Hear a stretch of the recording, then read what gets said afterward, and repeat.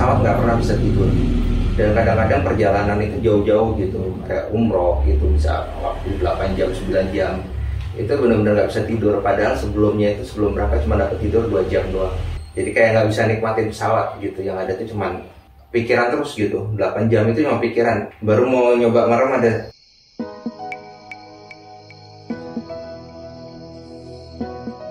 Hari ini kan seperti biasanya kita akan ngeberesin emosi bawah sadar yang kesimpan nih, biasanya kalau nyangkut. Kalau kemarin ngobrol-ngobrol sama sempat sharing-sharing, ada rasa nggak enak kalau misalkan naik pesawat terbang gitu ya bro. Betul, jadi sebetulnya ini fobia ya mungkin yang dirasain beberapa orang juga.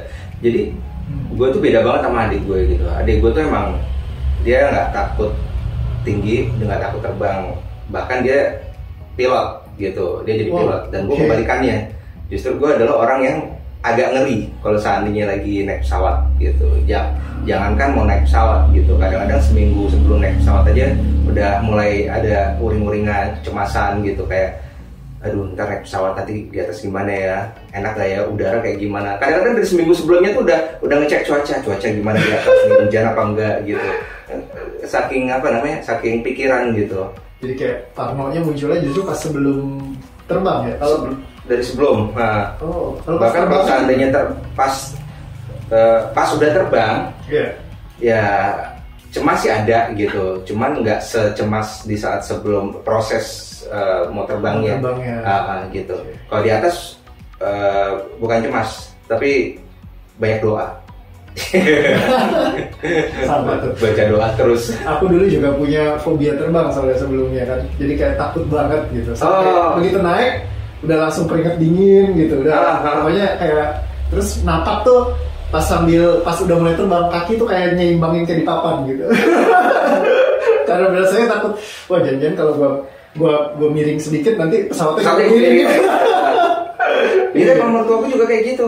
Naik pesawat itu sampai kaki diangkat, nggak menginjak tapak bawah gitu. Tapi emang gitu lah, nggak nyaman kalau kita nyimpan emosi bawah sadar ya apalagi kita sulit untuk kayak ngatur, ngelola gitu kan. Dulu saya juga gitu awalnya, saya pikir kalau ada emosi mesti dikelola gitu. Betul. Kita belajar untuk dipendam, dilawan, diredam gitu. Nah cuman ada alternatif lain yang sebenarnya kita bisa lakukan untuk emosi. Nah itu yang penting tuh justru. Ya kan? Boleh. Daripada kita pendam, kita lawan, kita kendalikan, emosinya itu bisa kita lepaskan. Jadi lepaskan itu kayak dibuang. Ibaratnya gini, kalau misalnya ilustrasinya ada ular masuk ke dalam rumah, kita bisa pilih. Kita belajar berdamai sama ularnya, kita hidup barengan. Kita pura-pura nggak tahu, dilupakan bahwa ada ular di situ. Atau kita bisa alternatif lain, ularnya kita buang. Iya, jadi makanya kenapa ada manusia yang kalau naik pesawat santai aja kayak tadi adiknya, bahkan pilot gitu ya. Tapi kenapa kita bisa fear-nya sangat takut sekali? Betul. Padahal sebenarnya takut ini bukan punya kita, tapi kita belajar. Kenapa? Karena gini, setiap manusia ketika baru awal lahir, mereka nggak pegang ketakutan yang berlebihan terhadap hal-hal yang kita nggak ketahui. Misal contoh, ketika bro awal kecil mungkin masih bayi, diajak mama papa naik pesawat, takut gak? Enggak bakal takut. Ya, misalnya diajak gitu ya. Karena kan kita nggak ngerti. Betul. Pesawat terbang tuh apa, risiko jatuh gimana, kecelakaan kayak apa, kita nggak tahu apa-apa. Nah, cuman program itu masuk belakangan. Jadi kita belajarin program ini, rasa takut kita ini munculnya setelah kita dewasa mungkin, atau setelah kita usia tertentu. Karena apa? Kita mungkin nonton di film atau dengar kata orang. Jadi betul. Aplikasi yang ngumpet di bawah sadar kita. Nah ini yang aplikasi ini yang kita buang. Sehingga ketika kita buang, kita lepaskan, kita jadi kayak misalkan adik kita tadi naik pesawat terbang nggak apa-apa. Nggak, biasa aja gitu. Ya, karena dia nggak mengakuisisi program bahwa itu sesuatu yang menakutkan. Iya, betul. Nah jadi langkahnya adalah bagaimana kita ngeluarin program bawah sadar keluar dari sistem di tubuh fisik kita. Semua orang tanpa diajarin, mereka bawa ini default. Karena apa? Ini secara fisiologi kita bawa semenjak bahkan kita lahir. Kita nangis nggak ada yang ngajarin, bener ya? Jadi kalau kita nangis kayak gitu, kalau ketawa gitu ya, nggak ada yang ngajarin ketawa. Otomatis kita bawa default dari kita lahir. Orang mau lahir dengan suku, ras, agama, bangsa apapun, cara nangisnya sama, cara mereka marah juga sama, ya kan? Cara mereka sedih, cara mereka takut, itu bentuk fisiknya sama. Karena bawaan. Nah, jadi cara melepaskan juga sama. Ya. Ini works kepada ribuan klien yang aku udah handle, ya baik one on one ataupun di secara grup gitu ya. Cara mereka lepasin tuh caranya sama, yaitu cukup dengan tarik nafas, tahan, lalu dilepaskan pelan-pelan. Ya, jadi sekarang sebenarnya saya akan lebih memfasilitasi bagaimana menemukan titik yang kita perlu lepaskan. Dan biasanya sekali datang itu bisa sembuh atau ada beberapa kasus yang emang harus berkali-kali? Tergantung berat atau tidaknya kasus. Rata-rata kasus yang mereka begitu kena di titik, ingat balik lagi, kunci pintunya tuh pas kan? Karena kalau pas global itu kan kita bukain ibaratnya, nih aku kasih tahu di sini ada kadang ada permasalahan ini loh, kamu coba lepaskan di sini ya. Nah kalau pas memang tema besarnya dia kena di situ, sekali kebuka selesai. Langsung. Ya emosinya hilang. Nah itu nggak balik-balik lagi tuh. Jadi banyak yang cerita, wah dari nonton di live lu, gua hubungan sama nyokap gue jadi membaik, tadinya berantem dulu, kayak kucing sama anjing misalnya. Sama anak gue jadi baik, atau ada yang ketakutan gue hilang gitu. Yang tadinya nggak bisa tidur, covid, stres, pikiran, pusing gitu. Tapi sekarang udah bisa aktivitas lagi kayak gitu. Ada level yang bisa kita sentuh ketika nonton di live langsung. Ada yang kita gali langsung secara spesifik kayak one-on-one gini. Jadi tentunya kalau spesifik kayak kita lebih presisi gitu ya. Karena kan kita benar-benar sumber masalah apa sih utamanya yang kita gali gitu. Gitu. Jadi aku sambil nyatet ya. Siap. Kalau misalkan pas lagi nginget mau terbang, paling intens pas lagi mau berapa lama sih sebelum terbang itu? Sehari sebelum. Itu kadang-kadang nggak bisa tidur. Jadi pas lagi mau berangkat itu cuma dapat tidur 2-3 jam doang, dengan harapan bisa tidur pesawat, tapi selalu nggak bisa tidur pesawat.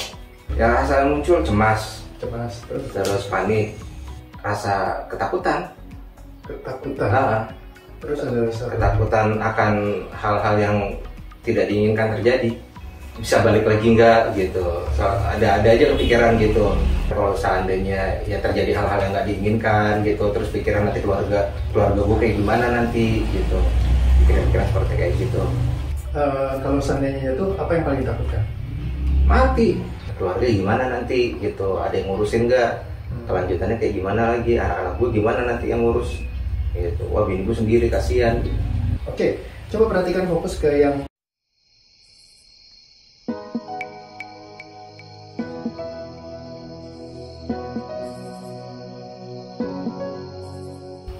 biasa aja.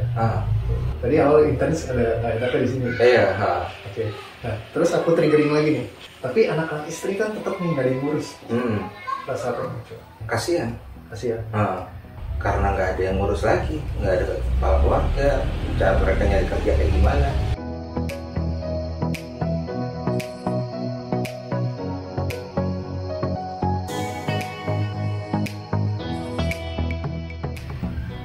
Tenang. Sebenarnya justru rasa ketakutan itu yang seringkali mengundang kejadian. Kalau misalkan aku menemukan ya, ketika orang menyimpan ketakutan mendalam, itu jadi kepikiran terus. Nah kepikiran itu jadi kayak doa. Nah justru hal-hal kayak gitu biasa banyak datang kepada orang-orang yang justru kepikiran ke sana gitu, tanpa mereka sadari. Nah tapi saat kita lepaskan, justru malah hilang. Nah jadi kejadian-kejadian yang tidak kita inginkan malah nggak datang. Pernah nggak justru kita nggak pengen begitu karena kepikiran terus, tahu-tahu malah jadi muncul. Nah itu jadi maka esensinya kita perlu buang semua total dari sistem tubuh kita. Sehingga pas kita ngerasain, oh iya udah nggak ada rasanya. Ketika nggak ada rasanya lagi, kita nggak kepikiran lagi. Jadi kayak biasa aja, santai kayak ya kosong aja gitu. Bukan berarti kita nggak prepare, nggak aware, nggak hati-hati gitu ya. Tetap dalam koridor yang bisa kita lakukan. Sebetulnya masalah utamanya itu di pikiran gue terhadap keluarga, bukan ketakutan sama pesawat. Kunci utamanya justru di keluarga. Di saat kita udah bisa terima kondisi yang terjadi, itu malah nggak terlalu ngeri juga gitu. Jadi kayak santai aja ya. Iya, nanti sekarang gue jadi agak tenang gitu. Berarti tadi takut yang jatuh, takut keluarga, rasanya udah nggak sekencang tadi ya? Nggak terlalu beban pikiran lagi, ya sih agak tenangan dikit sih. Betul ya. Jadi udah mulai ke reveal. Nah yang belum tenang sepenuhnya lebih ke arah mana rasanya? Cuaca. Oke. Poinnya tadi ya. Di saat berangkat itu, kalau seandainya cuaca udah jelek, udah pikiran banget sih. Ya ngeri petir, ngeri kalau seandainya pesawatnya nggak mampu untuk ngelewatin cuaca.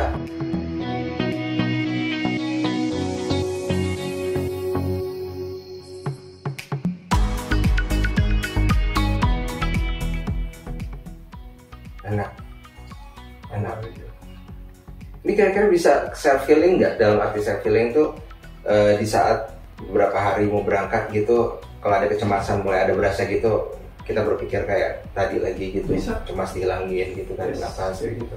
soalnya kayak sekarang ini udah ngerasa kayak tenang gitu, kalaupun seminggu atau beberapa hari mau berangkat ini kayak ya oke, udah santai gitu. Yes. Jadi memang nggak ada yang bisa mengalahkan dari kalau kita berangkat langsung. Iya. Karena kalau itu yang kayak kita ibaratnya langsung uji coba kan.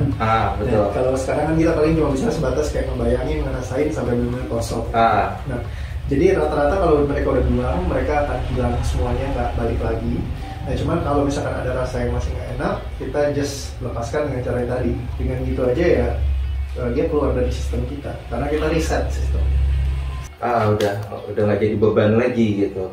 Untuk naik pesawat itu udah nggak mikir ketakutan lagi, udah nggak mikir masalah keluarga, cuaca gitu. Maksudnya hal-hal yang menjadi ketakutan utama gitu, kayak udah siap gitu. Oke, nggak ada masalah lah naik pesawat. Bukan berarti kita akan ninggalin keluarga ya, enggak ya. Cuman justru nggak ada ketakutan yang terus-terusan kebayang-bayang. Kalau nggak kita malah jadi nggak tenang kan. Kita yakin sama Tuhan jaga kita baik-baik aja, keluarga kita baik-baik, kita berdoa dan kita melakukan yang terbaik yang kita bisa gitu. Nah, tapi kalau kita takut mulu, jadi kita kayak ngeragukan sendiri kan sebenarnya. Iya, berasa banget ini. Berasa banget kalau seandainya sekarang tuh kayak udah mulai agak tenang gitu. Udah tenang sih. Berasa kayak semua keresahan, obstacle yang ada membuat gue ketakutan untuk naik pesawat itu udah mulai udah hilang lah satu persatu gitu. Berarti udah hilang ya, bukan mulai hilang ya, posisinya udah kosong gitu. Udah kosong, udah mulai nggak ada lagi, mulai lagi. Kayaknya bisa sih untuk merasakan kenikmatan di pesawat nantinya nih. Oke. Mantap, ya paling nanti tinggal kita uji coba. Cuma kayaknya sih rasanya udah biasa aja. Iya, udah biasa aja.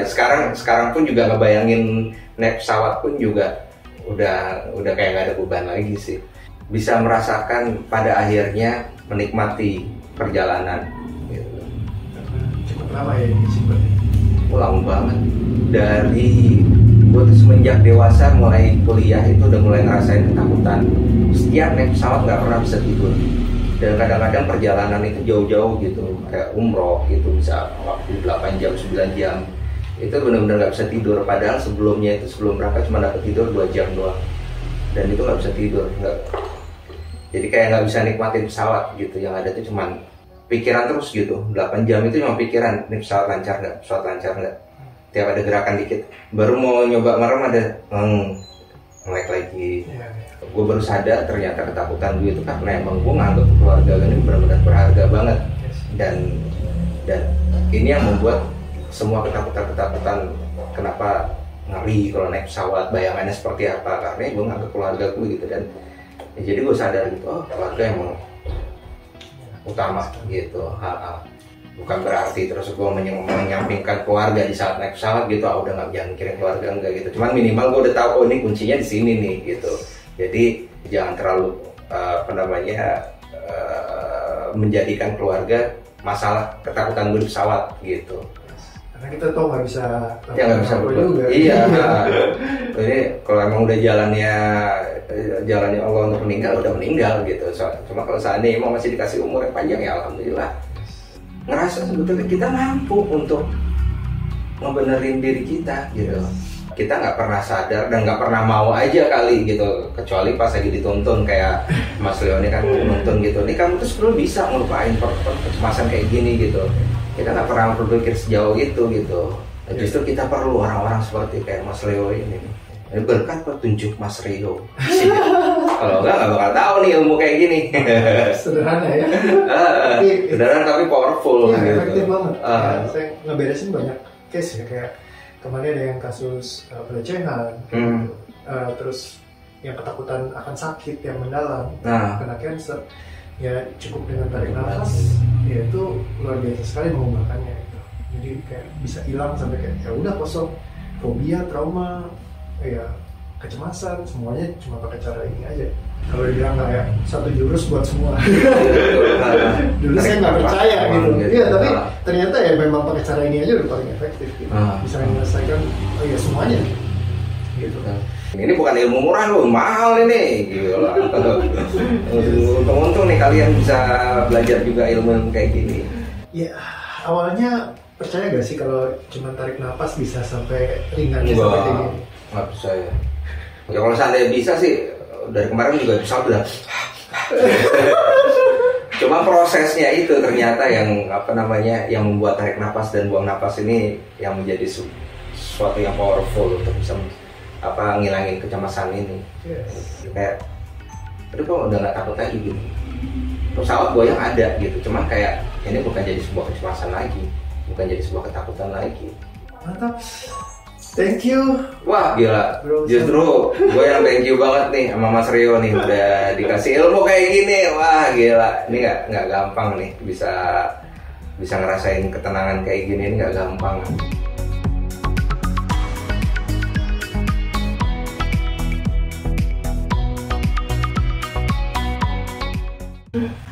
Oke. Gila, ternyata segampang itu ya. Betul.